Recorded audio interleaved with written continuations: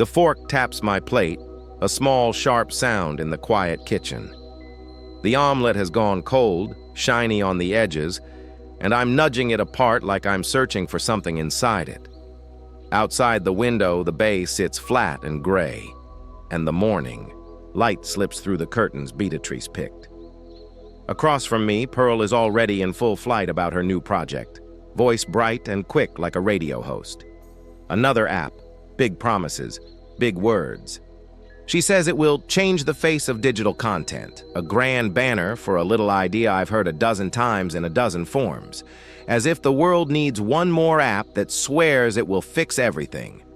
Braxton sits beside her with his ankles crossed and his hands folded like he's on a panel. He nods as if he's judging wine.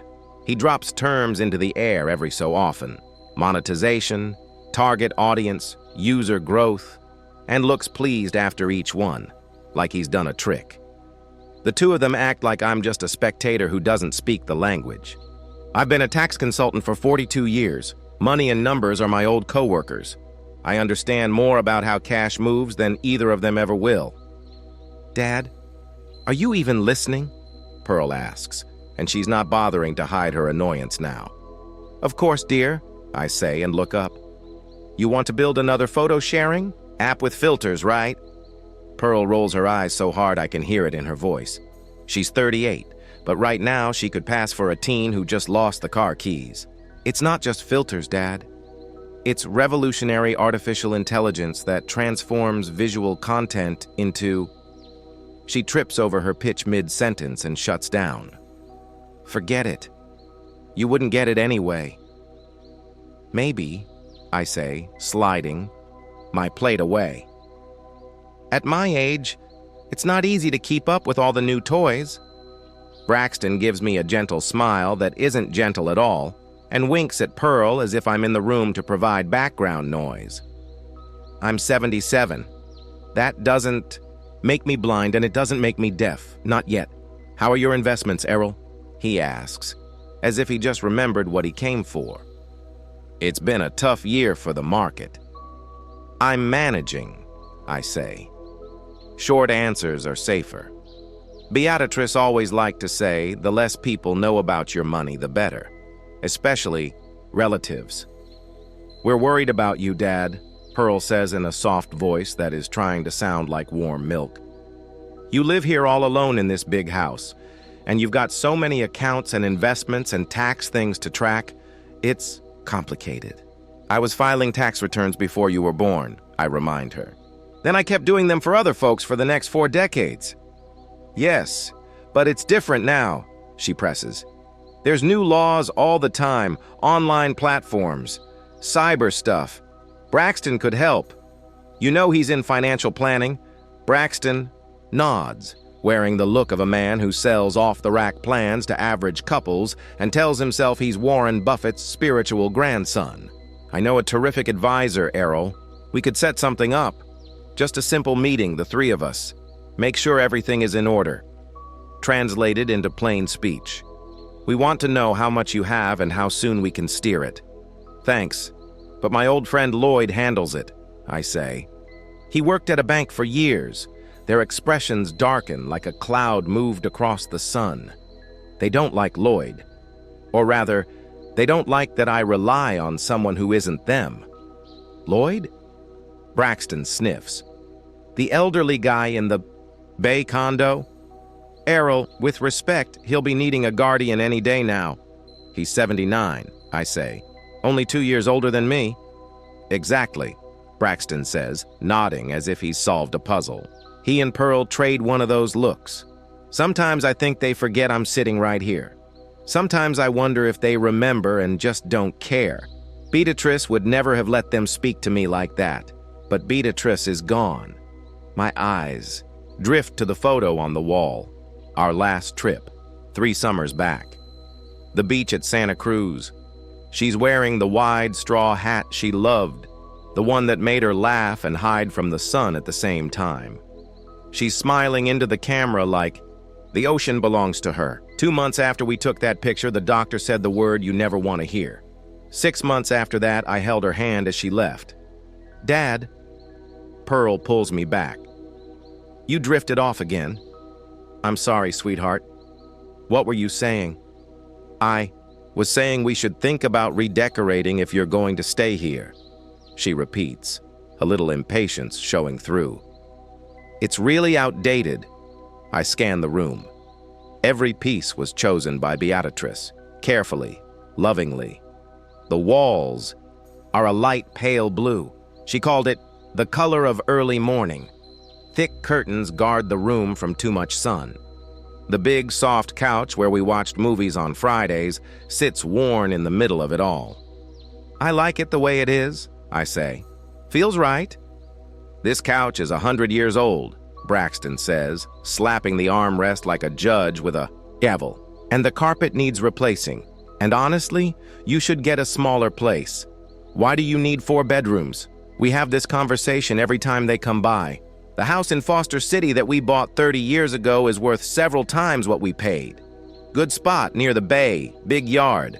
I know they've done the math down to the last dollar, maybe even made a spreadsheet, shared it between themselves. I like the space, I say, and the memories. You can take memories with you, Pearl says quickly. But stairs and big rooms are just trouble now. You could move closer to us. There are amazing senior condos.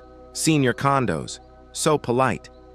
We don't say nursing, homes anymore. We say active living communities like that makes it a party. I'm fine here, I say, steady. And I hired Eleanor to clean. She comes twice a week. That's just throwing money away, Braxton shoots back. Condo fees cover cleaning. I know the tune now. Sell the house, squeeze me into a neat little apartment, hand them the extra for safekeeping, and let them invest it. Wisely. I could say the lines along with them. I'll think about it, I say. That line ends arguments. It doesn't promise anything. Pearl nods, satisfied as if a battle has been won. She hears it as yes every time, and every time nothing changes. Braxton checks his watch. We should go, babe. We've got a 3 o'clock. They always leave before the hour hand makes a full circle. They arrive with a box of store brownies that I can't eat, diabetes, which they know, and the boxes are always glossy and tied with a ribbon that suggests care. They ask about my money, shake their heads at my habits, and then, right on schedule, they slip away. Every 2 weeks, like a calendar reminder that keeps popping up. Of course, darling, Pearl says as she stands. She kisses my cheek. Bye, Daddy. Don't forget to take your medications. I put them in the day-labeled containers. I nod.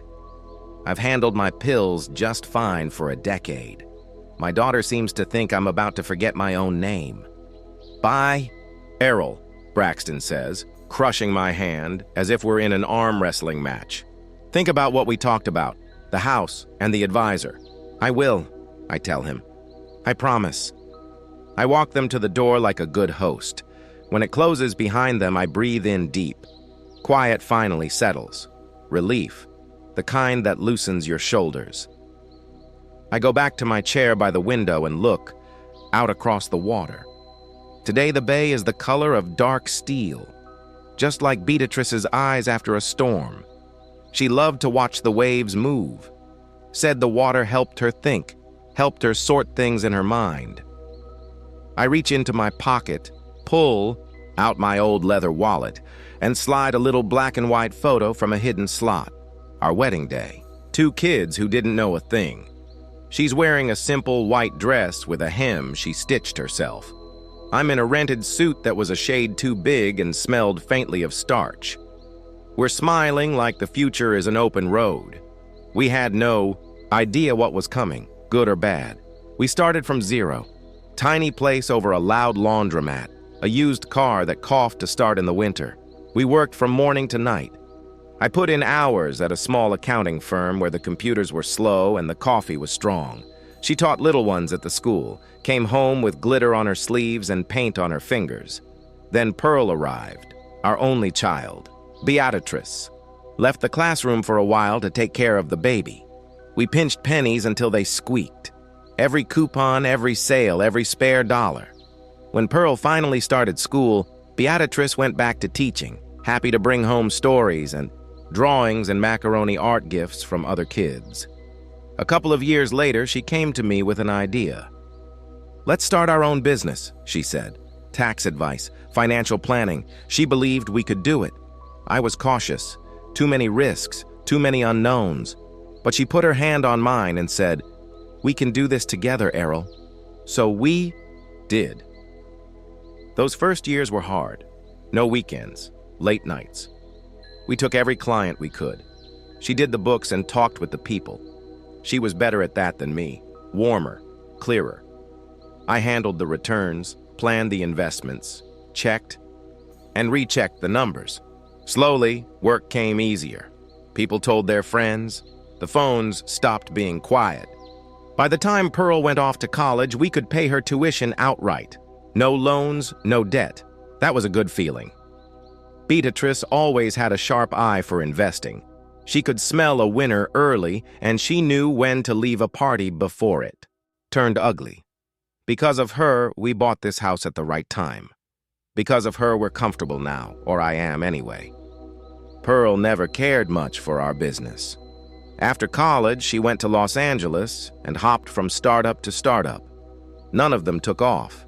She came back to the Bay with new shoes and old ideas, met Braxton and married him. They have no children. They have careers, and they have plans. I slide the photo back into the wallet and let out a breath I didn't know I was holding. Sometimes I barely recognize my own daughter. Where did the little girl go? The one who filled her pockets with shells and made us cards with hearts and glitter on every holiday. I can still see her in the sand, hair in her eyes, laughing at the gulls. "Don't be so hard on Pearl," Beatrice would tell me. "She's just different, Errol. She'll find her own way." She was always kinder than me, softer around the edges.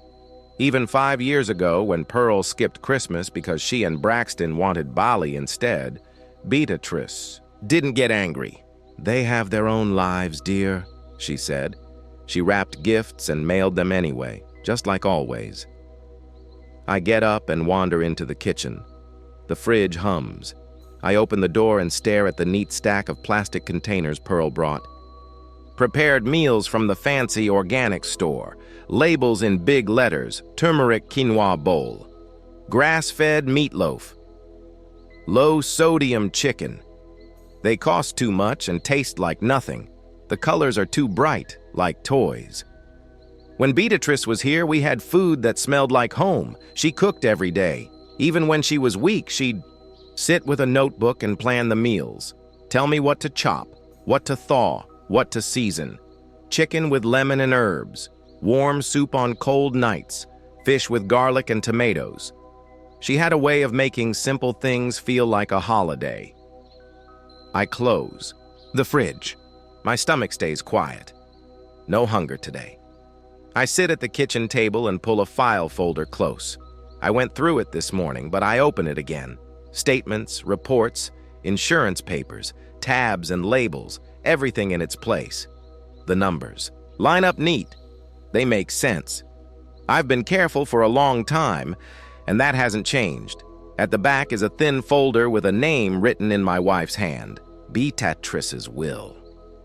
I take it out and read it again, though I could recite it with my eyes shut. Plain language, no tricks.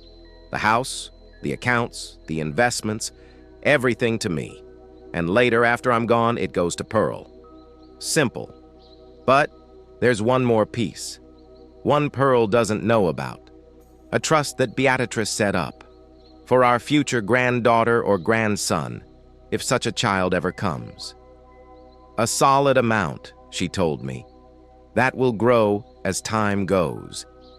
If Pearl never has children, that money will go to scholarships, straight to classrooms and books. That was just like her.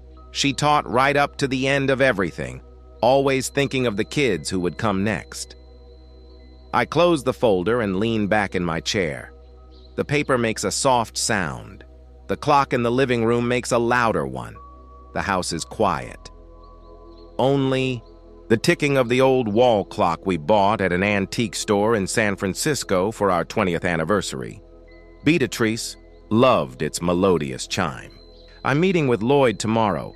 Need to tell him about Pearl and Braxton's visit today, about their persistent questions and suggestions. Lloyd will understand. He's been through something similar with his son. I'm not afraid of Pearl or Braxton. I'm just tired of their fake concern. The way they look at me like I'm an exhibit in a museum about to be replaced by something more modern. It's times like this that I especially miss Beatrice. She always knew just what to say to Pearl, how to smooth over the sharp edges.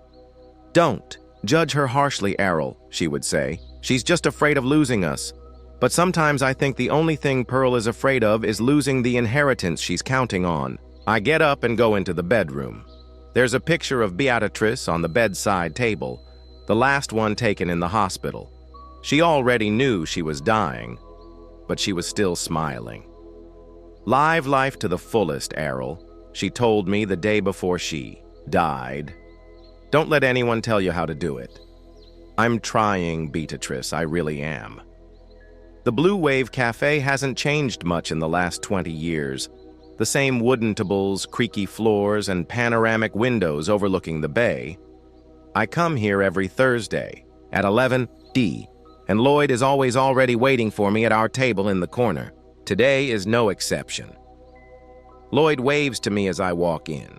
He looks a little tired, but his eyes still shine vividly behind his thin metal-rimmed glasses.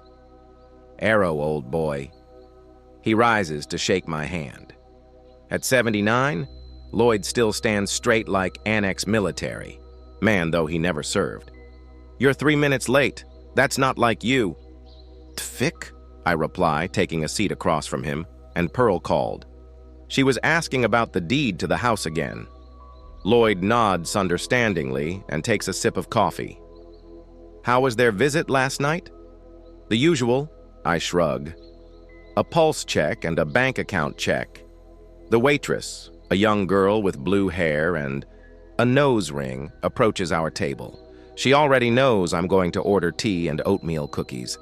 Lloyd takes a black coffee and a slice of apple pie, even though his doctor has forbidden him sweets because of his diabetes. "Life's too short for diets," he always says. "Tell me more about it," Lloyd asks as the waitress leaves. I sigh and begin to recount yesterday's visit. Braxton's persistent questions about my investments. Pearl's suggestions that I move into a condominium for seniors. They think I'm a helpless old man who can't take care of himself, I say, not hiding my bitterness. And they're only interested in my money. It's a classic story. Lloyd nods. "You remember Howard Pritchett, my buddy from the bank?" I nod. "Howard used to join us for lunch until he moved to Florida 5 years ago. He had a similar situation with his son and daughter-in-law." Lloyd continues. "They literally stalked him trying to gain access to his accounts. They offered to help him manage his finances. And when he refused, they started spreading rumors among relatives and neighbors that he was losing his mind." "And what happened?" I ask, even though I know the answer. "They ended up getting temporary custody," Lloyd says darkly. "Before I knew it, Howard was in a nursing home, and his son was given power of attorney to manage his entire estate.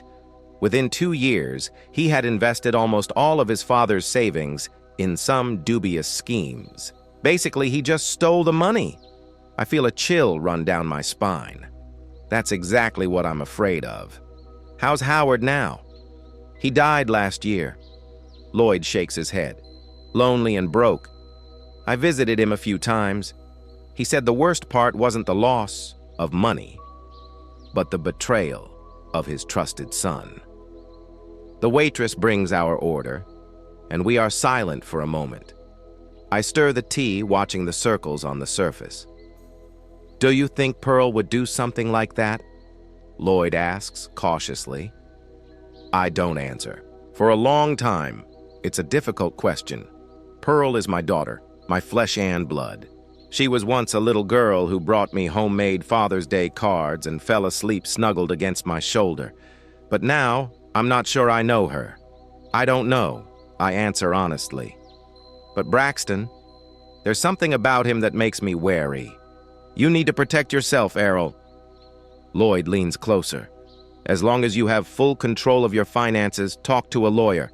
Make sure your will and powers of attorney are in order, and be careful what you say to Pearl and Braxton. Information is power.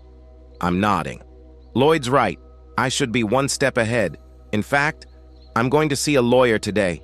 I want to go over some details about Beatrix's inheritance. Good. Lloyd nods approvingly. By the way, you said that your old colleague is coming today, Winton, right? Yeah. He's passing through Foster City.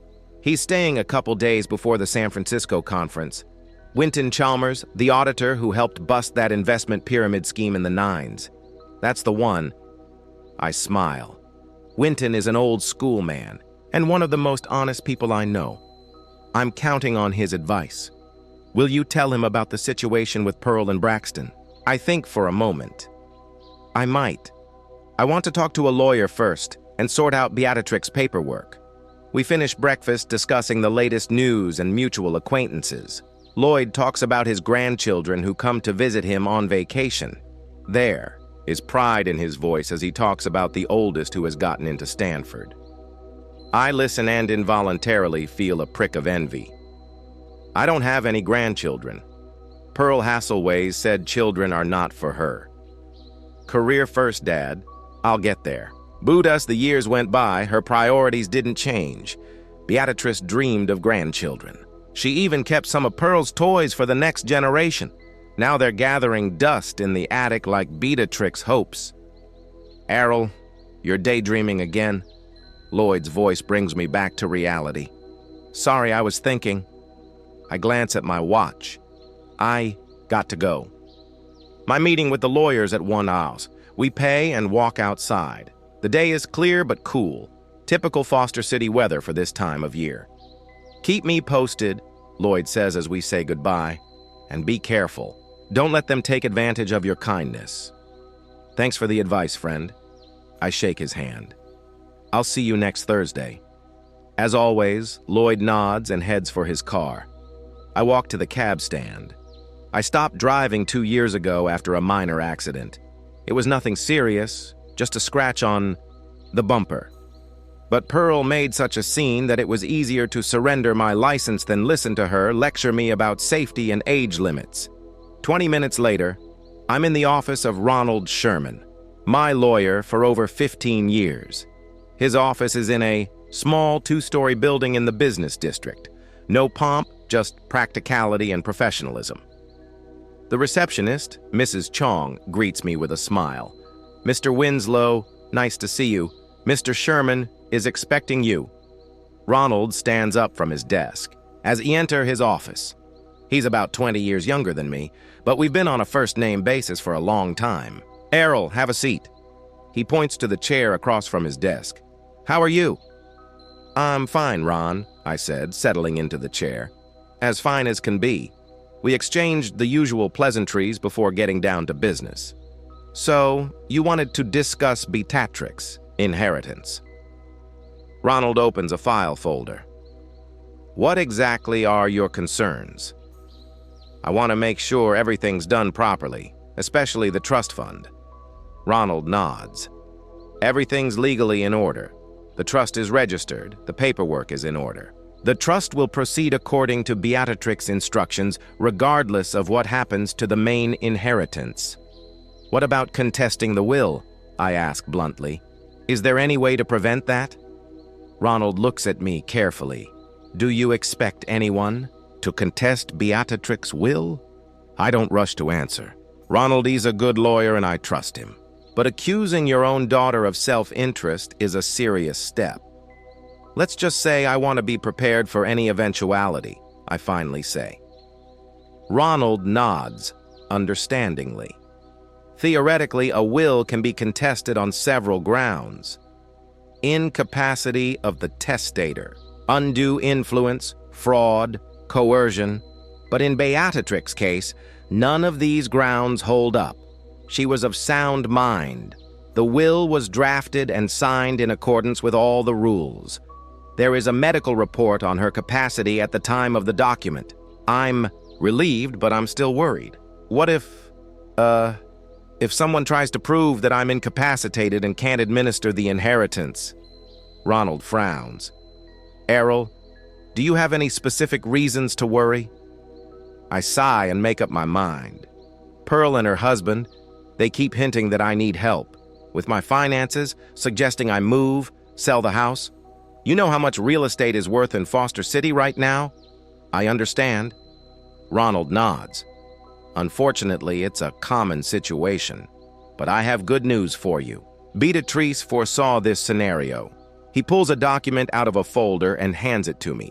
It's an additional page to her will. Beatrice has included a clause for an independent medical examination in case anyone tries to challenge your capacity. The examination is to be conducted by a panel of 3 doctors, chosen not by an interested party, but randomly from a list approved by the Medical Association. This makes it much more difficult to try to manipulate the process. I read the document, and a lump comes up in my throat. Beatrice, even in death, she continues to care for me. She never told me that, I say quietly. She didn't want to bother you, Ronald says softly. But she was a practical person, and she envisioned every possible scenario. I nod, not trusting my voice. Nevertheless, Ronald continues, I would recommend taking extra precautions. For example, regular medical examinations to document your mental state. And it might be worth considering a power of attorney in the event of incapacity, but given to someone you trust completely, not a family member. Lloyd, I say without hesitation. I trust. Lloyd. Good choice, Ronald nods. I'll get the paperwork ready. We discuss the details for a while longer. Finally, Ronald closes the folder. There's one more thing, Errol. I need the original copy of Beatrix's will to finalize the trust fund. Do you have it with you? I pat my pockets and realize I left it at home. No, it's in the safe at my house. I forgot to take it. No problem. Ronald smiles. You can bring it back anytime next week. It's nothing urgent. No. I shake my head. I'd rather do it today. I'll go home, get the document, and come back. Whatever you say. Ronald agrees. I'll be at the office until 6:00. We say goodbye and I go outside. The time is approaching 3 calls. Winton arrives at 5:30. If I get home quickly, I can meet him at the train station in time. I catch a cab and give him my address. On the way, the driver offers to turn on the radio, but I refuse. I need to think. Talking to Ronald has calmed me down, but not completely.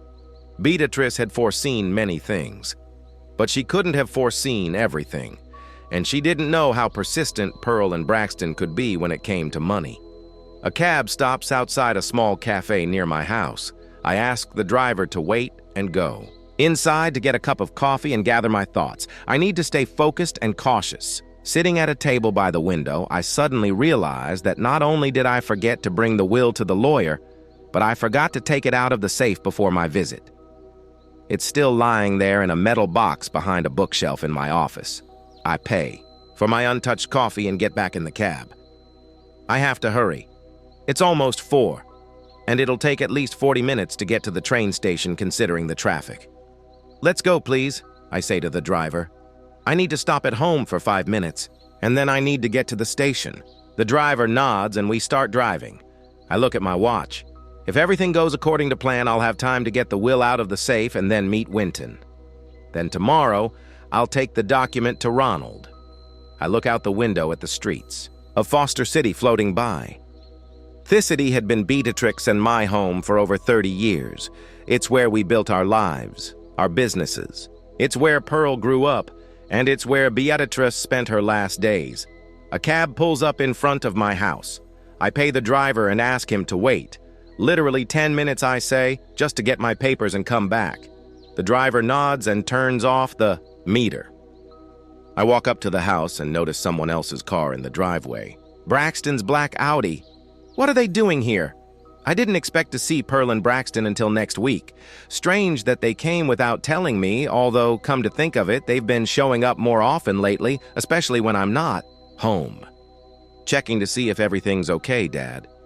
Pearl explains, as if the house might fall apart in the 3 hours I'm gone. I quietly climb the porch steps. I have no desire to face them now. I have to get to the train station in time for Winton's arrival. I'll just take the wheel from the safe and leave. I put the key in the lock and turn it carefully. The door opens noiselessly. I've recently oiled the hinges, though Pearl thinks I can't do that man's work anymore. I step into the hallway and see an unfamiliar woman's shoes. Obviously, not Pearl's. She never wears such high heels. There must be someone else with them. There are voices coming from the living room. I freeze, listening. Braxton's voice sounds excited. And then this whole house will be ours. Do you have any idea how much it's worth? At least $2 million in the current market. Quiet. It's Pearl's voice, but it's unacceptably harsh. What if the neighbor's here? Come on, Braxton laughs. The walls are thick, and the nearest neighbors are 20 men away. Besides, we're just discussing taking care of your elderly father. What's the big deal? I stand still, afraid to move. What are they talking about? Why do they want my house? Be careful anyway, Pearl says. If Dad finds out that we've already consulted a lawyer about declaring him incompetent, I feel like I've been kicked in the butt, incapacitated me. He won't find. Out, Braxton says confidently. The old man barely notices. Last time he didn't even realize I was checking his mail, and when I asked about his investments, he just mumbled something about safe investments and changed the subject. Are you sure this is going to work? Pearl's voice sounds concerned. The lawyer said it would be difficult without a medical report. That's why I invited Diane, Braxton replies. I'd like you to meet her. By the way, Diane Phelps, the best geriatrician in our clinic. Third voice, female, soft, and professional. Nice to meet you, Pearl. Braxton's told me a lot about you and your father. Diane has agreed to help us, Braxton continues. She will examine your father and prepare the necessary report. I must emphasize, Diane interjects, that I can only make an objective assessment of Mr. Winslow's condition. If he is indeed suffering from cognitive decline or dementia, I will document it. But I can't. Of course. Of course. Braxton interrupts her. We understand. Purely professional opinion. But between you and me, Errol's really losing it. Forgets things. Gets confused about dates. You said it yourself, Pearl. Pause. Then Pearl's voice. Yes, he's been absent-minded lately. Sometimes he repeats the same stories. And that accident, too. Years ago, you see, Braxton says triumphantly. Classic signs. Diane, when can you take a look at him? I need him to agree to an examination, Diane replies. I can't just, it's not a problem. Braxton interrupts again. We'll say it's a routine checkup. A routine checkup. He won't even realize what's going on. I can feel the blood pounding in my temples. They plan to trick me, slip me their doctor, get a fake report that I'm incapacitated to take over my house, my money, everything, Beatrice, and I have built up over a lifetime. What about Beatrix's will? Pearl asks. You said we could contest it. Exactly, Braxton replies. Once I get custody of your father, we can act on his behalf, which means we can contest the will. Say Beatrice was under the influence of medication when she signed it, or that Errol manipulated her. But that's not true. Pearl's voice sounds uncertain. Mom was completely lucid until the very end. Who can prove it? Braxton objects. She was terminally ill on heavy painkillers. Any court would take that into account, especially if we get the right judge. I have connections. I can't believe what I'm hearing. My brother-in-law plans to falsify not only my condition, but the circumstances of Beatrix's will, and Pearl, my own daughter, is in on it. And the trust fund? Asks Pearl. Mom set up some kind of trust fund. I remember her mentioning it. It's hard to say without details, Braxton replies. But if we get control of Errol's finances, we can find out the details, and then we can figure out what to do about it. I don't know, Braxton, Pearl said, doubt in her voice. It just doesn't seem wrong. Wrong. Braxton laughs. What's wrong with taking care of your father? He's no longer capable of managing a condition like this. You've seen how he lives, spending money on a gardener and a housekeeper when he could live in a good nursing home for half that. We'll just use his resources wisely and buy a house in Napa, Pearl adds with sudden greed in her voice. And a house in Napa, Braxton agrees. And maybe a small yacht. And invest in my new project, which will make us millions in a couple years. And if Dad resists, Pearl asks, he's stubborn. He's an old man, Braxton replies dismissively. He's 77. How long does he have left? 5 years, maybe less? He's not old enough to fight anymore, especially if we find proof that he's incapacitated. I hear the rustle of papers, the sound of liquid being poured. So, here's the plan, Braxton continues. Diane will do the examination next Tuesday. I've already made an appointment for him. We'll say it's a routine checkup, nothing special. Diane will note signs of cognitive impairment. With that report, we go to court and file a petition for guardianship. I mean you, Pearl, as your only daughter and next of kin. And then Pearl asks, and then Wessel this house, move your father to Sunny Hills, you know, that nursing home near Redwood City. It's a pretty nice place. And we start managing his finances along with contesting Beatrix's will to remove any inheritance restrictions. Sounds complicated, says Pearl. But doable, Braxton assures him. I've thought of everything. I have a friend at the courthouse who can help with the paperwork, and a lawyer who specializes in this kind of thing. It'll go smoothly, I promise. I hear the sound of glasses clinking. To our new life, Braxton says, no financial problems in a house in Napa? To a new life, Pearl echoes. I stand paralyzed with shock and anger. My son-in-law and my daughter plan to steal my life, my property, my dignity. They speak of me as furniture, to be rearranged, like a nuisance that needs to be removed. I feel like storming into the living room and screaming at them, demand an explanation, kick them out of my house. But I realize that would be a mistake. I know their true intentions now, and they don't know that I know. That's my only advantage. I retreat quietly to the door, about to leave the house unnoticed. But I remember the will. It's in the safe in my office. I need to get it out without attracting attention. Luckily, my office is in another wing of the house, away from the living room. I can sneak in through the back staircase. Carefully trying not to make a sound, I move through the hallway toward the stairs. Every floorboard seems to cack under my feet. I've never noticed before how noisy this old house can be, but the voices from the living room continue, drowning out any sounds I might make. I make my way up the stairs, staying closer to the wall where the boards are less prone to creaking. On the second floor, I stop and listen. The voices from downstairs still sound, but less distinct. They have not noticed my presence. My office is a small room overlooking the bay. Beatrice set it up for me when we first bought the house. You need your own space, Errol, she said.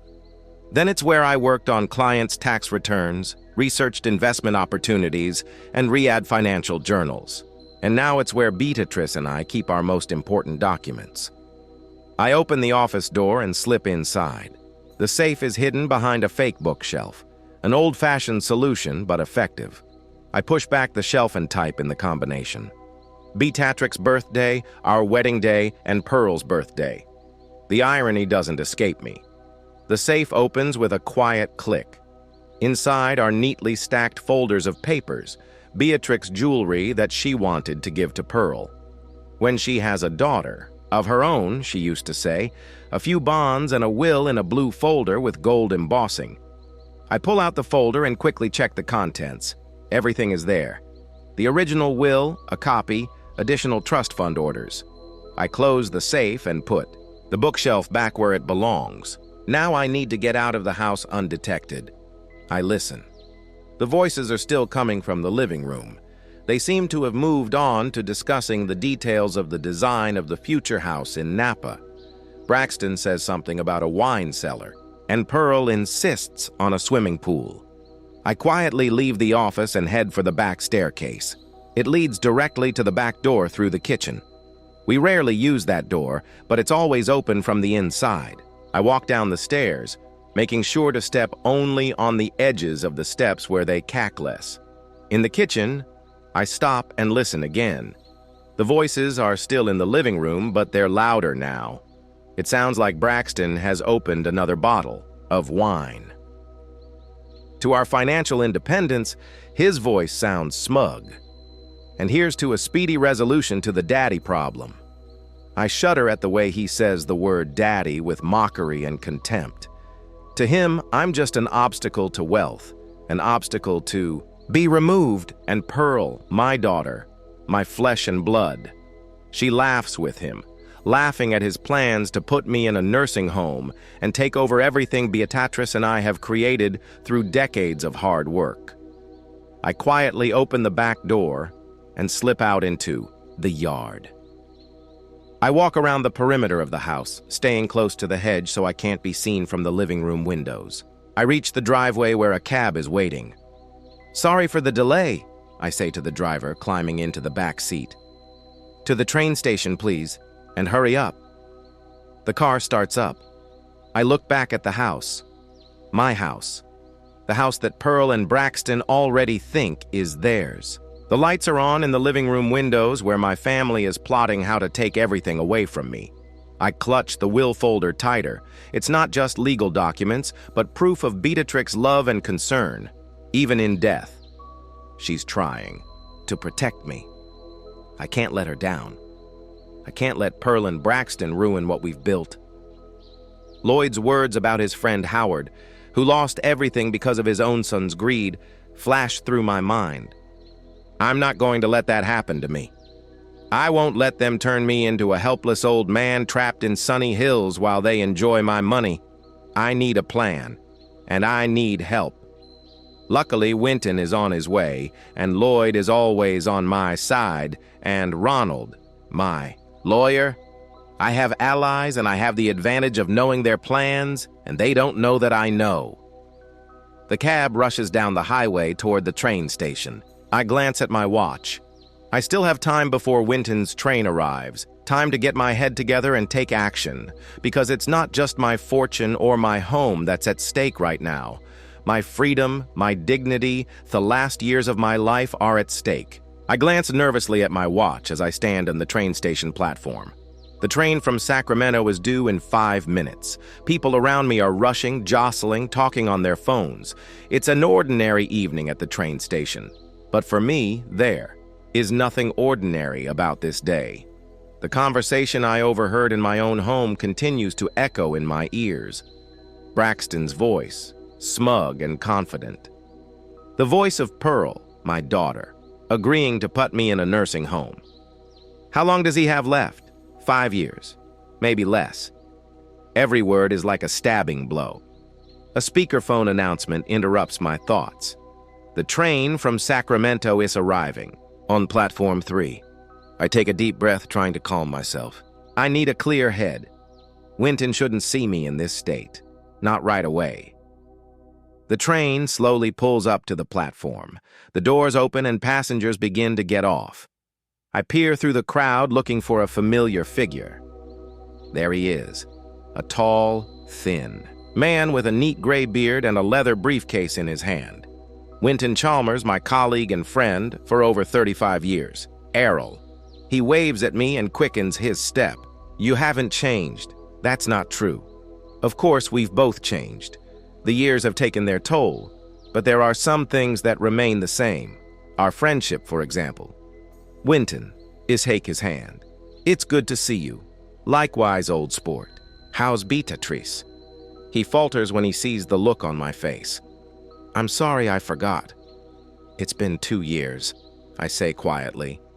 "Don't apologize. I still sometimes forget she's gone when I wake up in the morning." Winton nods understandingly. He lost his wife the year before Beatrice. Cancer. That word seems to haunt our generation. Let's take a cab. I suggest I have a lot of news. We leave the train station. The evening is warm. but a cool breeze blows in off the bay. Typical Foster City weather for this time of year. In the cab, Winton talks about his trip about the conference in San Francisco to which he has been invited as an expert. I listen half-heartedly, nodding, in the right places. My thoughts revolve around one thing: how to tell him what happened. Errol Winton interrupts. Something's happened. I can see it in your face. I look at him. Winton was always perceptive. It made him a great auditor and a loyal friend. Yes, I admit it happened, but let's not do it here. We need to stop by my lawyer's office. I'll explain everything there. Winton nods silently. He's not the type to ask unnecessary questions. I give the driver the address of Ronald Sherman's office. I hope he's still there. It's almost 6 at night. Fortunately, there are still lights on in the office windows when we arrive. Mrs. Chang is about to leave, but when she sees me, she smiles. Mr. Winslow, you're back. Mr. Sherman is still here. He's sorting through some paperwork before the weekend. Thank you, Mrs. Chong, I say with relief. I need to talk to him right away. She nods and lets us into the hallway leading to Ronald's office. Errol. Ronald looks at us in surprise as we enter. I didn't expect to see you again today. I, Winton Chalmers, I introduce my companion, my old friend and colleague, Ronald Sherman, my lawyer. The men shake hands. Ronald, I have a problem, I say without preamble. A serious problem. I begin to recount what I overheard in my house. Ronald's face grows darker with each word. Winton listens with a stony expression, but I can see the jowls in his cheekbones tensing. They plan to declare me incompetent. I finish my story. Put me in a nursing home and take everything I own. Everything Beatrice and I have built up over a lifetime. There is silence in the study. Ronald leans back in his chair, tapping his fingers, thoughtfully on the desk. This is serious, he says at last. Very serious. If they were acting legally, filing a petition in court with evidence of your incapacity, that would be one thing. But hiring an out-of-pocket doctor, planning to manipulate the facts, that's bordering on a felony. What do we do, I'm asking? I can't just sit back and wait for them to implement their plan. We need to act fast, Winton enters, and on several fronts at the same time, Ronald nods. Winton's right. First, we need to protect your assets. Second, we need to gather evidence of your capacity. Third, we need to develop a strategy to counter their plans. Let's start with assets, Winton says in a business-like tone. What do you have, Errol? Cash, investments, real estate. I pull out a small notebook from my inside jacket pocket. Beatrice always insisted that we keep an accurate record of our finances. I continued this practice after her death. A house in Foster City appraised at $2,100,000, an investment portfolio of about $1,700,000, mostly blue chip and index funds, about $300,000 in savings accounts, retirement savings of $450,000. Winton whistles. Not bad, old boy. You and Beatrix have done well. And it's all Pearl and Braxton want to get their hands on, I say bitterly. Everything we've worked for all our lives. We won't let them, Ronald says firmly. I've got an idea. We'll set up an irrevocable trust. An irrevocable trust? I ask again. Yes. Ronald nods. It's a trust whose terms cannot be changed or revoked without the consent of the beneficiaries. You can transfer a significant portion of your assets into such a trust. Designate yourself as a beneficiary during your lifetime and after you die. Whoever. You want to be your beneficiary. Like the charities Beatrix supported. What about Pearl? I ask. Despite her betrayal, she's still my daughter. You can leave her something, Ronald says, but not everything, and not under her direct control. I'd recommend transferring most of the liquid assets, Winton adds. Save enough to live comfortably, but protect the principal. I nod. A plan begins to form in my head. What about the house? I ask. That's what they're targeting the most. Ronald hesitates a moment. The house is more complicated. We could put it in a trust, but that might raise suspicion. Or have falls silent considering something. Or I'm pushing. We could set up a life tenure. Ronald says, you stay in the house for the rest of your life, and when you die, it goes to the same charity, for example. Or you could make a conditional will. The house goes to Pearl, but only if certain conditions are met. What conditions? I ask. Like you weren't declared incompetent before you died, or that you weren't placed in a nursing home against your will, Ronald suggests. I smile for the first time all day. That's fair enough. It's exactly what Beatrice would have done. Okay, I say, let's do that. Create an irrevocable trust for most of my assets. We'll make a conditional will for the house. And I want to put some of the money in a secret account just in case. That makes sense. Winan nods. I'd recommend opening an account at a different bank than the one you usually use. And maybe not even in your name. Whose name? I ask. You could. Put it in a trust company, Ronald suggests. Or he looks at Winton. I can help, Winton says. I have trusted people at several banks. We can arrange everything safely and confidentially. I nod gratefully. Friends to rely on are a real treasure at my age. Now, for proof of your capacity, Ronald continues, I suggest you undergo an independent medical examination.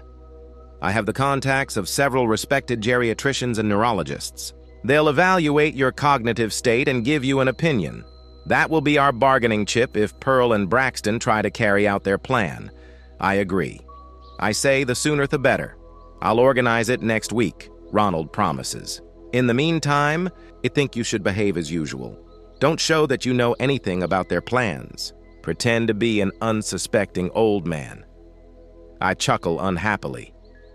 It's not going to be easy, especially when they bring in their doctor.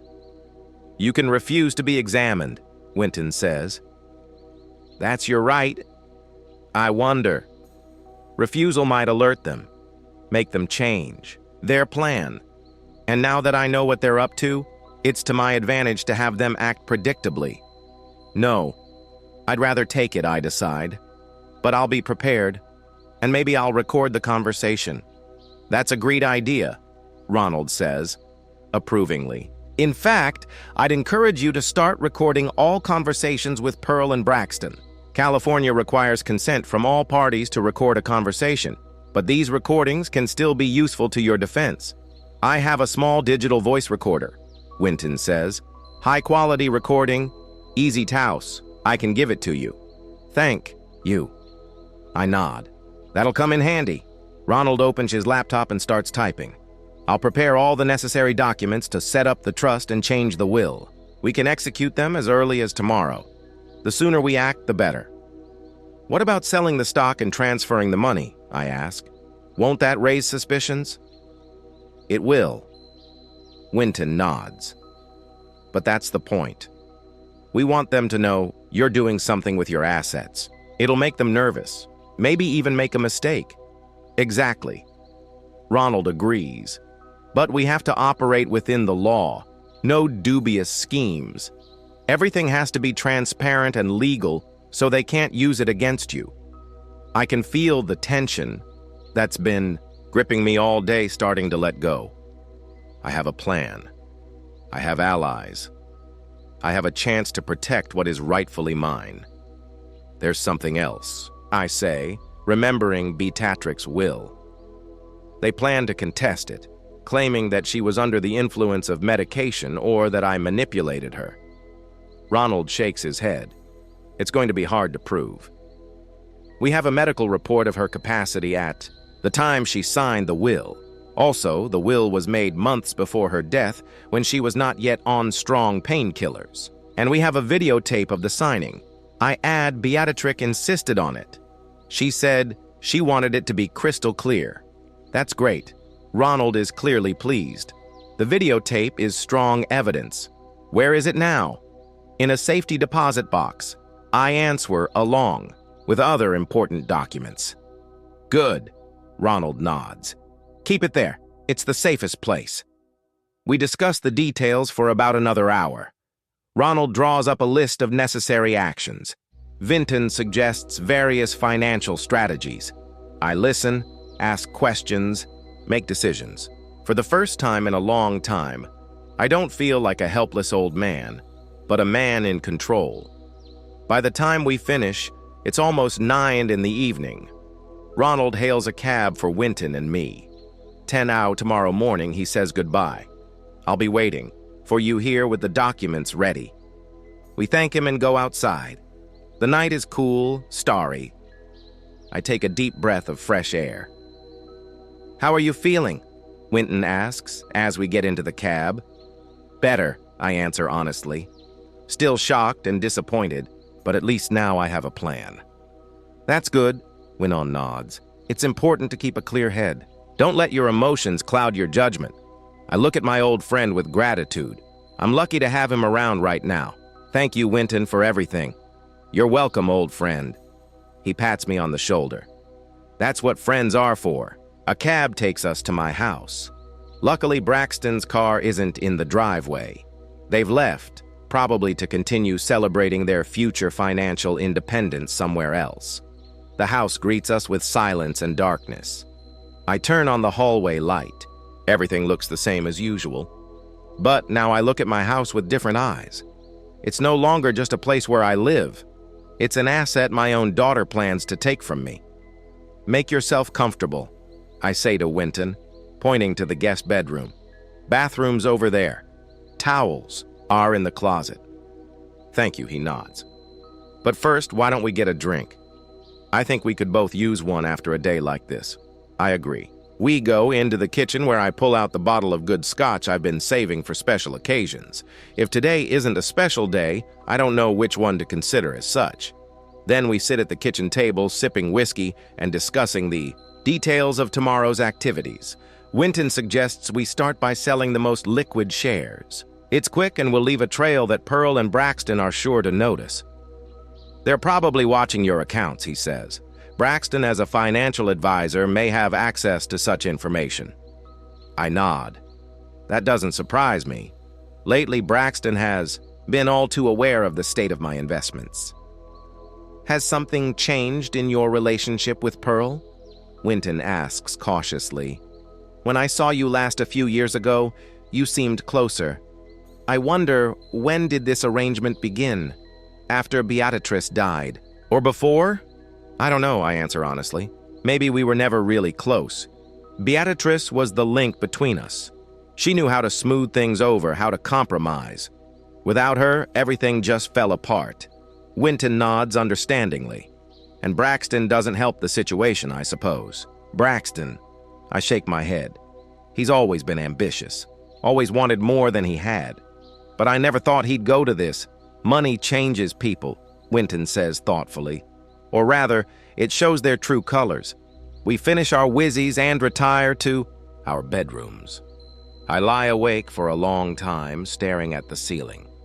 My thoughts revolve around the events of today, the plans for tomorrow, the uncertain future. I think of Beatrice.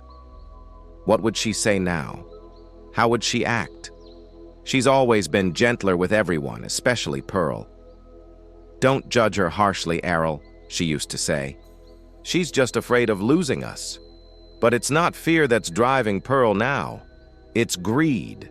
Pure, unconcealed greed. I turn on my side and look at the picture of Beatrice on my bedside table. She's smiling, her gentle smile, and in her eyes is all the wisdom in the world. "I won't let you down, Beatrice. I mentally promise. I won't let them ruin what we've built together. I won't let them dishonor your memory." With that thought, I finally fall asleep, preparing myself for the drastic actions of tomorrow. The last 3 days have been filled with action. Winton, Ronald, and I have worked tirelessly doing paperwork, transferring funds, and setting up an irrevocable trust. I underwent a thorough medical examination by 3 independent specialists who unanimously confirmed my full capacity. All of these reports were notarized and placed in Ronald's safe deposit box. This morning, I received notification. Of the latest transaction, the sale of a substantial stake, and the transfer of funds to a trust. Now, all I had to do was wait for Pearl and Braxton's reaction. I knew it would be immediate. Braxton must have been monitoring my financial transactions. Winton had left yesterday for his conference in San Francisco, but promised to return in 2 days. I was grateful for his support and help. Thanks to him and Ronald, I felt secure. At least financially, emotionally was another matter. Betraying my own daughter had left a wound that I knew would never fully heal. I still couldn't believe that Pearl, my only daughter, could have plotted such a thing. Did money mean more to her than our relationship? Than my freedom and dignity? The doorbell rang at exactly 3 in the afternoon. I knew who it was before I even opened the door. Braxton stood on the threshold, his face contorted with anger, though he tried to hide it behind a strange smile. Pearl stood behind him, pale and tense. Errol. Braxton tried to speak casually, but I could hear the tension in his voice. "Can we come in? We need to talk." I stepped aside silently, letting them into the house. They made their way into the living room but didn't sit down. Braxton was tapping his fingers nervously on the arm of his chair, and Pearl was fiddling with the strap of her designer purse. "Tea?" I offered, savoring their discomfort. "Or coffee, perhaps." "That's enough, Dad," Pearl said sharply. "We know what you did." I feigned incomprehension. "What are you talking about, dear?" "You sold stock?" Braxton blurted out, his composure finally crumbling. "Almost $1 million worth of stock. And where did the money go? Into some trust. What the hell is going on?" I slowly lowered myself into my favorite chair, the same one Beatrice used to sit in when she read before bed. "Oh, that," I said calmly. "Yes, I've decided to restructure my assets. Long-term planning, you see." "Long-term planning?" Braxton was almost shouting. "Without consulting us? Without discussion?" "Why should I discuss it with you?" I asked, looking him straight in the eye. "It's my money, my assets, the result of decades of labor by me and Beatrice." Pearl stepped forward. "Papa, we're worried about you. Big financial decisions like this. It's not like you. You've never made such sudden moves before." I almost admired her acting skills. If I hadn't heard their conversation with my own ears, I might have believed her genuine concern. "People change, Pearl," I replied. "I have decided that it is time to secure my fortune according to my wishes." "And what are your wishes?" Braxton asked, trying to remain calm, but his eyes showed fury. "To whom will the money go? Who is the beneficiary of this mysterious trust?" I smiled. "Mostly the charities your mother supported, Pearl. Educational programs, cancer research, animal shelters. Beatrice always said we should give back to the community." Pearl's face grew even paler. "Charities? You gave $1 million to charity?" "Not exactly," I corrected. "I've set up a trust to manage those funds. I remain the beneficiary during my lifetime, and after I die, the funds will be distributed according to my instructions." "What about me?" Pearl's voice trembled. "I am your daughter, your family." I looked at her with a long look. "Yes, you are my daughter, and you will get your share, but not in the way you might have expected." Braxton started pacing the room. "This is crazy, Errol. Absolute madness. You're in no condition to make these decisions. You clearly don't know what you're doing." "Do I?" I raised an eyebrow. "I think I know exactly what I'm doing." "And why?" Something in my tone made them both wary. They exchanged quick glances. "What do you mean?" Pearl asked cautiously. I stood up and walked over to the bookshelf where the small digital recorder Winton had given me stood among the books. I picked it up. "You know, as I get older, my memory really starts to fail," I said thoughtfully. So, I started writing down important things, conversations, meetings, plans. A very useful habit, I must say. Braxton froze in place. What are you saying?" Instead of answering, I pressed a button on the recorder. Braxton's voice filled the room. "And then, this whole house will be ours. Do you have any idea how much it's worth? At least $2 million in the current market." I stopped the tape and looked at their stunned faces. "I came home that day," I said quietly, "for Beatrix's will, and I heard you two talking. I heard you planning to declare me incompetent, put me in a nursing home, take my house, my money, everything I own." Pearl turned white as a sheet. "Dad, you don't understand." "I understand perfectly well," I interrupted her. "I heard every word. How you found your doctor to falsely diagnose her. How you plan to manipulate the facts to contest Beatrix's will. How Braxton said I had 5 years to live. Maybe less." Braxton stepped forward, his face contorted with rage. "You had no right to record us. It's illegal." "Maybe." I agreed. "The tape probably won't be admissible in court, but my lawyer already has a copy with instructions to release it if any legal action is taken against me. Imagine what would happen if your friends, co-workers, clients heard you planning to put an old man in a nursing home to get his money. What kind of a blow to your reputation would that be, Braxton, on your career as a financial advisor?" Braxton looked like he'd been kicked in the butt.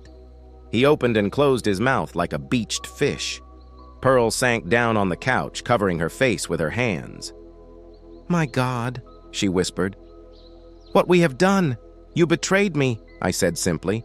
"My love, my trust, your mother's memory, everything Beatrice and I had worked our whole lives for." "It was Braxton's idea," Pearl said, suddenly, raising her tear-filled eyes to me. "I never meant to." "Shut up, Pearl," Braxton shouted. "Don't you dare take it out on me." "But it's true," she screamed. "You said it was the only way to get the money we needed for your stupid startup. You said Dad was going to die soon anyway, so who cares?" They yelled at each other, oblivious to my presence. Their accusations, excuses, and curses filled the room that once held the calm voice of Beatrix reading poetry or discussing weekend plans. I looked at them and was overwhelmed, not by rage, but by a deep, all-consuming sadness. What happened to that smiling little girl who used to bring me homemade Father's Day cards? When did she turn into this greedy, spiteful woman who would betray her own father for money? "Enough," I said finally. My voice was quiet, but they were silent instantly. "I want you to leave now." Braxton drew in his breath, preparing to explode again, but Pearl put her hand on his shoulder. "Let's go," she said tiredly. "There's nothing more to do here." They headed for the exit. At the door, Pearl turned around. "Papa." "I don't, Pearl." I shook my head. "Just go." The door closed behind them, and the house was silent. I went back into the living room and sank into a chair. A feeling of devastation came over me in a wave. I had expected the confrontation to bring relief, but instead I felt only fatigue and deep sadness. I didn't know how long I'd been sitting like that, staring into the void, when the phone rang. It was Lloyd. "Errol, how are you?" Wenton called me, told me about the situation. I was worried. My old friend's voice brought me back to reality. "They were here," I said, "Pearl and Braxton. They just left." "And how did it go?" "As expected. First the anger, then the accusations, then they started fighting with each other." "Typical," Lloyd chuckled. "When rats are cornered, they start biting each other." "Pearl was trying to blame it on Braxton," I said. "Maybe that's partly true. He's always been greedy and ambitious, but she let him convince herself. Agreed to the plan. That's her choice." "Yes," Lloyd agreed. "Unfortunately, we can't choose our children, but we can choose how we react to their actions. I chose to protect myself," I said. "My independence, my dignity, something that Beatrice and I had spent a lifetime building. And you did the right thing," Lloyd said confidently. "Beatrice would be proud of you." After talking to Lloyd, I felt better. He invited me to dinner at his house the following Friday. His grandchildren would be visiting, and he wanted me to meet them. I agreed. Maybe that's What I needed right now. New connections, new relationships, not poisoned by greed and betrayal. In the evening, Winton called from San Francisco. He too wanted to know how the meeting with Pearl and Braxton had gone. They left with their tails between their legs, I said. But I don't think they gave up completely, especially Braxton. He's not the type to give up millions easily. That's why we set up the trust, Winton reminded me. Now your assets are protected. They can try to contest it, but the chances are minimal, especially given the medical reports and the recording of their conversation. I know, I sighed. But it's still frustrating to live with the idea that your own daughter could try to have you declared incompetent at any time. I understand, Winton said sympathetically. But you're not alone, Errol. You have me, Lloyd, Ronald. We won't let them hurt you. After talking to Winton, I went out to the backyard and sat on a bench that overlooked the bay. The sun was setting, coloring the sky and water in shades of orange and purple. Beatrice loved this time of day. The golden hour, she called it. I thought about how my life had changed over the past week. I'd lost my daughter, or rather, I'd realized I'd lost her a long time ago. I just didn't want to admit it. But I've also gained a new resolve and clarity. I will no longer live in illusions. I will not tolerate disrespect and neglect for the sake of maintaining the semblance of a family relationship. I will live life on my own terms, surrounded by people who truly care about me, not my money. The next morning, I called Ronald and asked him to change my will. I decided to exclude Pearl from being the main heir. She would still receive a small amount. I couldn't completely disown my only daughter, no matter how much pain she'd caused me. But the bulk of my fortune would now go to a trust that would support educational programs for underprivileged children. Beatrice has always believed in the power of education. Knowledge is the only wealth that cannot be stolen. She used to say, 2 days after the confrontation with Pearl and Braxton, I received a letter from Pearl, a short one written in a trembling hand. She apologized, said she had succumbed to Braxton's influence, that she had never really meant to hurt me. I read it a few times trying to feel something, anger, regret, forgiveness, but there was only emptiness inside. Too many bridges had been burned. Too much trust had been shattered. I didn't answer the letter. Maybe someday I would find the strength to talk to my daughter again. But not now. Right now, I need time for myself. Time to heal my wounds, to find a new balance, to build a new life. A week later, Lloyd invited me to a barbecue at his condominium by the bay. His grandchildren were there, 2 teenagers, smart and polite, a few neighbors, and Winton, who had decided to stay in San Francisco for a while longer. The evening was warm, the food delicious, the conversations interesting. I didn't talk about Pearl or Braxton. There was no need to. These people accepted me for who I was, not because of my money or possessions, but simply because they enjoyed my company. Returning home that evening, I felt a strange calmness. Yes, I had lost my daughter. Yes, I had been betrayed by those closest to me. But I had also found a new freedom. Freedom to live without pretense, without having to endure disrespect, for the sake of maintaining a semblance of family harmony. Freedom to be myself, surrounded by people who truly appreciate me. Live life to the fullest, Errol, Beatrix told me before Shedid. Don't let anyone tell you how to do it. I didn't let her down. I protected what we had built together. And now, I will live my life the way I think is right, with dignity and on my own terms. I still have time, maybe 5 years, like Braxton said, maybe more. But whatever happens, those years will be mine and mine alone.